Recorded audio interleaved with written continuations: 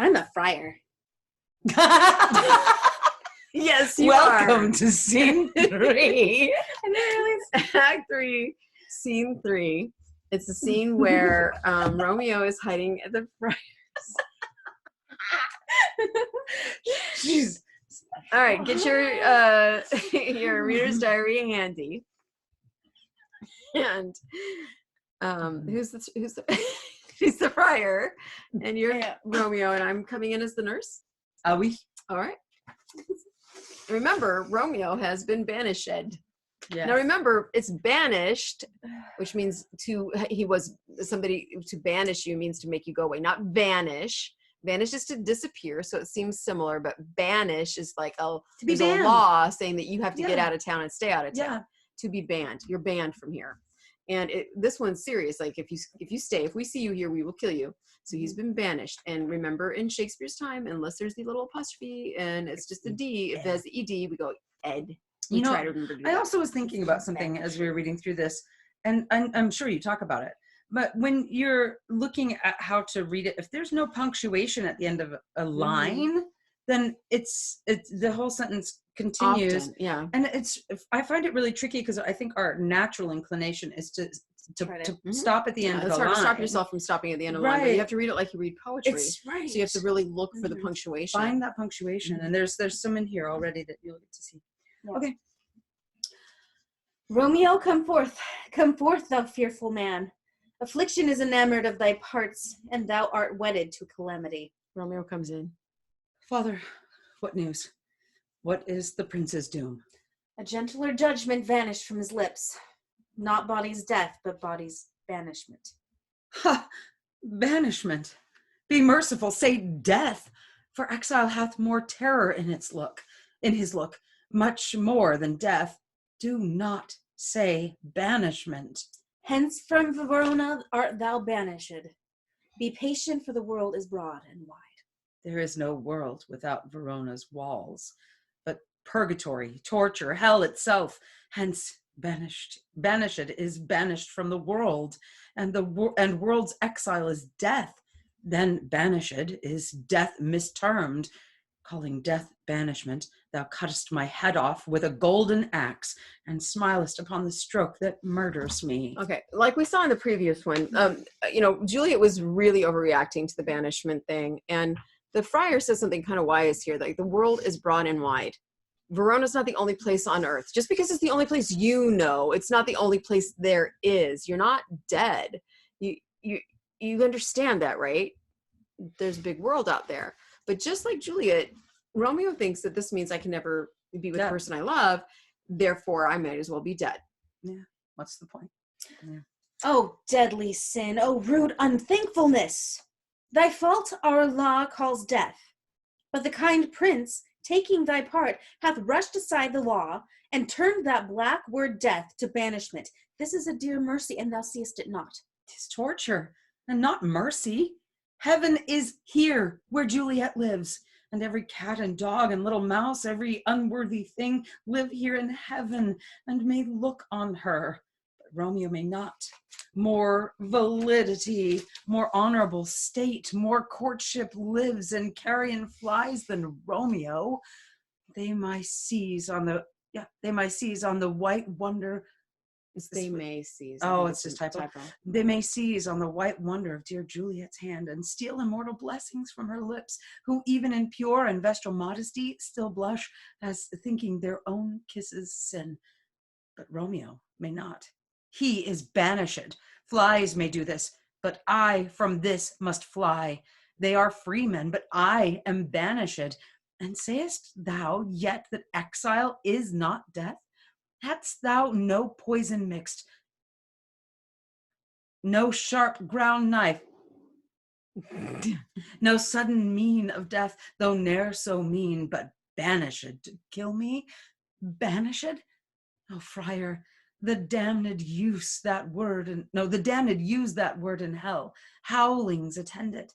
How hast thou the heart, being a divine and ghostly confessor, a sin absolver, and my friend professed, to mangle me with that word banished? Yeah, let's think about the comparison he makes. He's like, flies.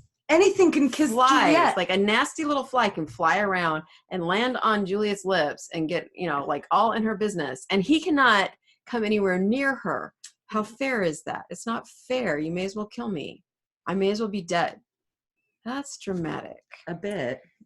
And then is asking for the means to Yeah, he Cautious. wants to kill himself. And he literally calls out the poison, the sharp ground knife. And I'm sure that's significant. Eyeshadowing. Thou fond madman, hear me but speak a word. Oh, thou wilt speak again of banishment. I'll give thee armor to keep off that word, adversity's sweet milk, philosophy to comfort thee, though thou art banished. Yet, banished. Hang up philosophy, unless philosophy can make a Juliet, displant a town, reverse a prince's doom. It helps not. It prevails not. Talk no more. Oh, then I see that madmen have no ear.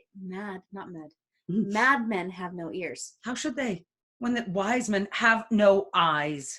Let me dispute with thee of thy estate. Thou canst not speak of that thou dost not feel.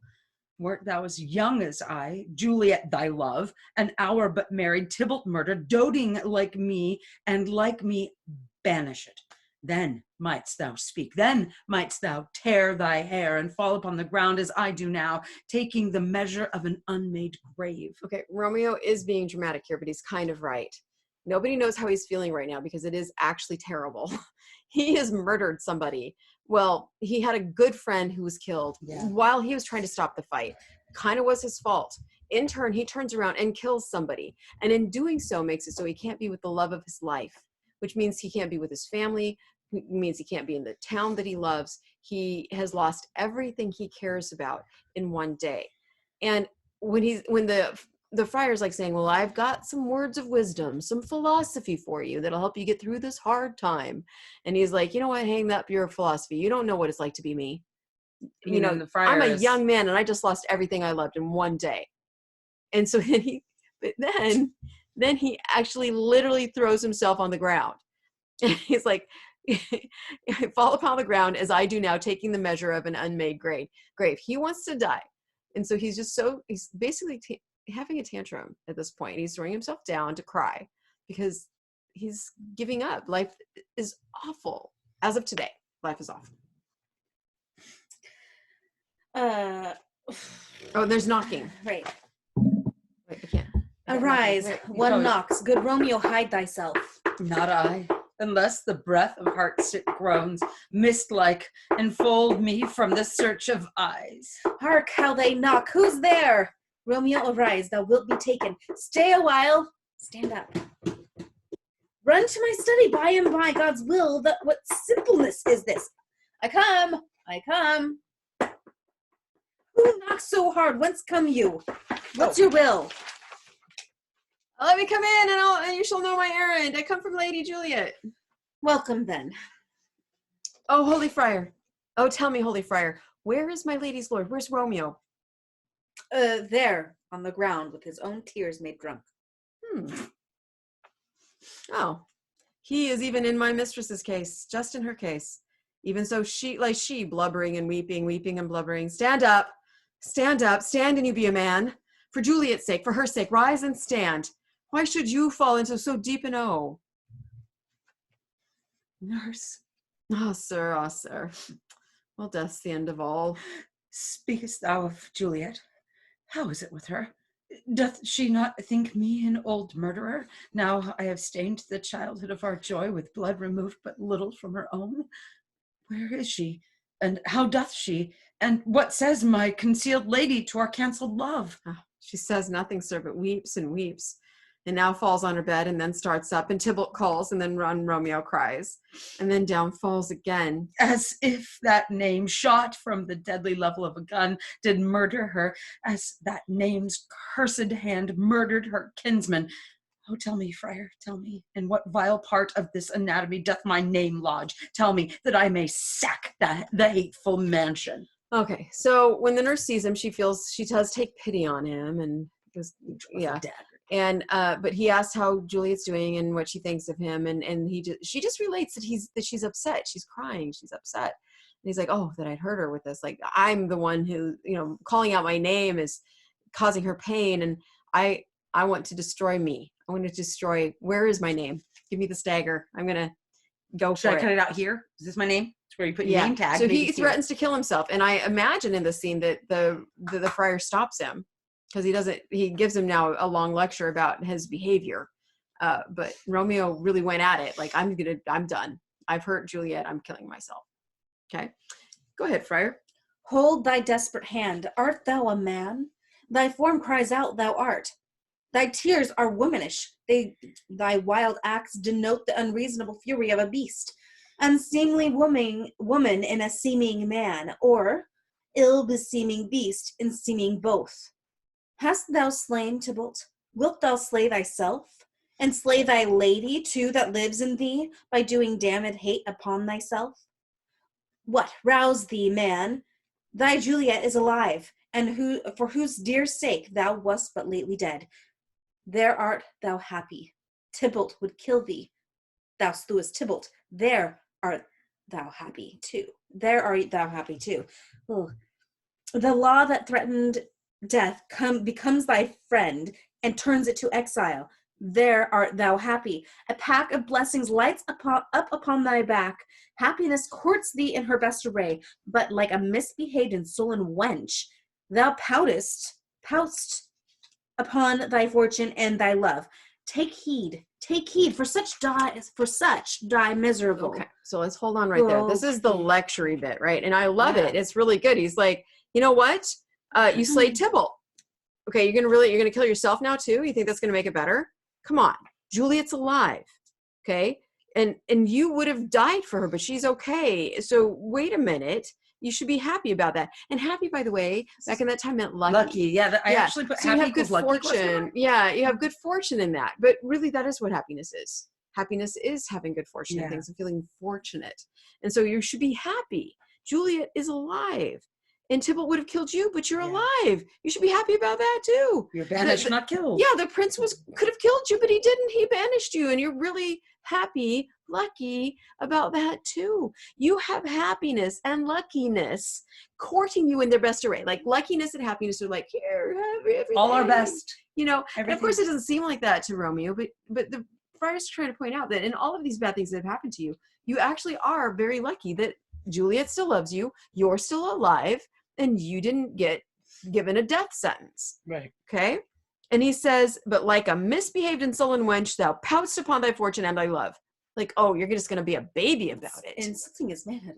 And also, right, and also misbehaved and sullen wench. So wench wasn't an insult in and of itself. No. Wench was a female. You're just being a girl. Yeah, and this one is like you're being just like a bratty little baby girl. Yeah. Also up at the top of that line, he talks about him being an unseemly woman and a seeming man. So this is a bit of an anti-woman thing. And you're tears, acting like a girl. Tears are womanish. Tears are womanish. Such a girl. Yeah. And he acts like that he isn't a man at all.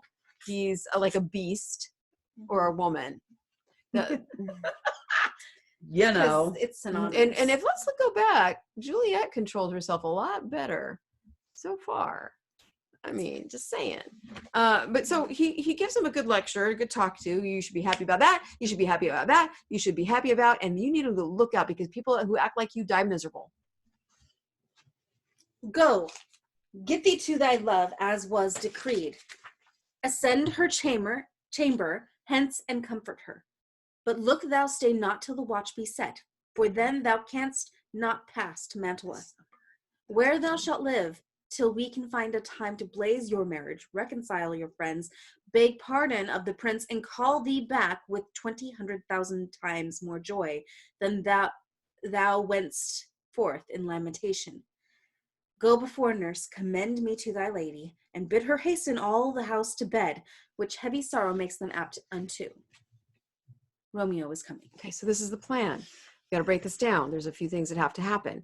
The nurse has to go back to Juliet and get everybody in that household to go to bed early But they're all like really sad. So this should be And easy, they should be, right? like, Everybody should be exhausted. done today. Yeah. Be careful because Romeo's coming, so we need everybody out of the way. Okay. And he tells Romeo that you need to go to Juliet just as planned. Go to her chamber. Okay. Comfort her. Let her know you're okay. Consummate your marriage. That has to happen tonight. And then then you need to out. leave. You need to go to Mantua, which is the nearest city to Verona.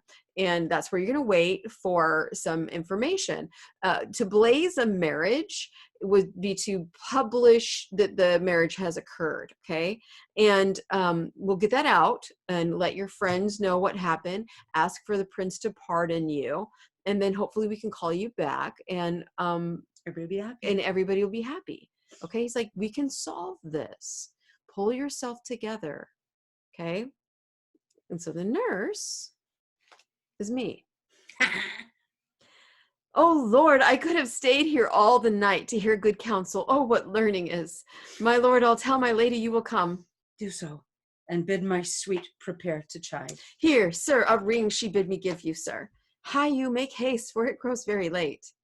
And the nurse exits. How well my comfort is revived by this. Go hence, good night, and here stands all your state. Either be gone before the watch be set, or by the break of day disguised from hence. Sojourn in Mantua. I'll find out your man, and he shall signify from time to time every good hap to you that chances here. Give me thy hand. 'Tis late. Farewell, good night. But that a joy past joy calls out on me. It were a grief so brief to part with thee. Farewell. So that's Romeo the friar saying goodbye. And the friar's just like, you got to go. I'll send somebody to talk to you about what's going on here. You better get going. Okay. So this is the way that the friar and the nurse conspire together to keep these kids from killing each other over the trauma of what killing happened themselves. that day. Okay, yeah, oh, not each other. They're not. Yeah. He's not going to kill her, and she's not going to kill him. But they were going to kill each other. Wait, Themselves. They're themselves. They're going to kill themselves, and the people who love them, the friar and the nurse, are making sure that doesn't happen. Or are they? I have a few they're trying. tricky words or phrases. Okay. So this using the phrase, so blah blah blah. He's talking. The nurse talking about weeping and blubbering. Stand up, stand, and you be a man. Now I know that means if you be a man. If you are a man. But so and you be a man. That's just such an interesting way. Is that just? Would that be considered like colloquial? Or of the time and place? Maybe. They would say I think it sounds a little common too. It doesn't sound very formal. Right. So stand and you be a man. So and you be a man just means if you're a man. Yes. And then down here the friar with the talking about his tears being womanish, thy wild acts denote the unreasonable fury of a beast. It was tantrum. Yeah, the wild acts that you're doing, they show. Denote is to show that you are. Yeah. Okay. We talked about the other ones in that. Did you have some too, Fiona? Sojourn. Oh yes. I had underlined that as well. Go on to Mantua. Yeah, go on a journey, a travel. Okay, and then this and he shall signify from time to time. I'm guessing that's just because he sends a messenger, right? Yeah, so that's just send you word, give you some information back and forth. And every good hap to you. And things that happened. Okay, and that happens here. Okay, got it. Okay, and then so in this one we have that's not Juliet and the nurse. There they are. Friar Lawrence, Romeo, and nurse. So Friar Lawrence is trying to calm him and speak, but he's also not just calming. He's he's handling him. He tells him off. He brings him around. He's like, yeah, get over it. Yeah, be a man. Splashes cold water on that old patriarchal language. What are you, a girl? You gonna sit here and cry about it? Man up. Totally is. Yeah. And then the nurse is all like, oh, to listen to you speak is amazing. Yeah, this learning. Wow. Oh my gosh, I love the learning. Yeah. It's very cute. And Romeo, of course, is swayed eventually by the good sense and plan making. Yeah. Right? He's like, and I honestly, I think that Romeo was just all about I get to go see Juliet Of course. Yeah. Okay. If I get to see Juliet, I might. I'll be okay. Right. Just like Juliet was at the end. Oh, you're gonna go get Romeo. You're gonna find Romeo for me. I guess I won't kill myself. Yeah. Yeah. As long Hold as I off. get to be with this person, I won't. I commit suicide. do agree with you though that thus far Juliet has handled it better. Yeah.